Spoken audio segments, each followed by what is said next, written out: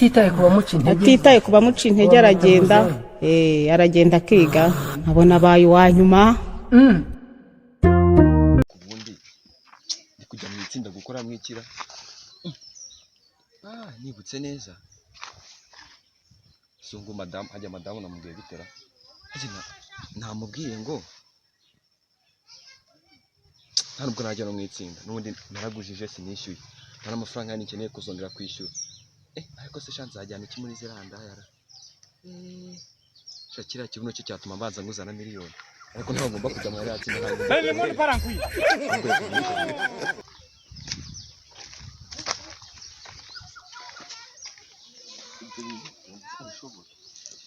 yo usiko nibagiye yuko ako nsigana nabaye n'ikikira usiko nsigenze ko munwa nushike mu matwi ne misaya nemo konsiga nabakuke noneho kagofero ko noneho mba ndiho ariko kayabaze ariko nta kibazo ubundi Imana yarema tugatereta nta mwana wanyanga mfite no ngofero kundi ingofero nta nubwo agasura keza ariko kaza n'umugore bana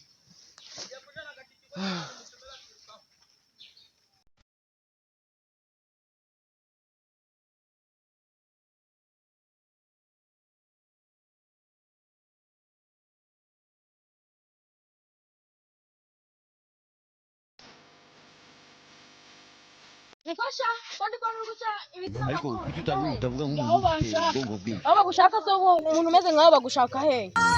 kwandi gikure ndunzinga ubundi ntabwo nyamvuga yani bikuntambi ubundi nandi kuvugana iki nawe ndago nyanya ndanakubwiye God have mercy upon us.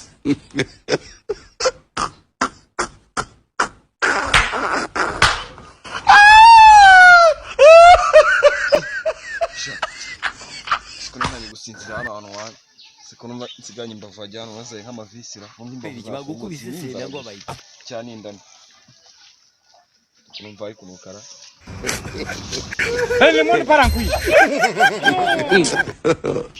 God have mercy upon us.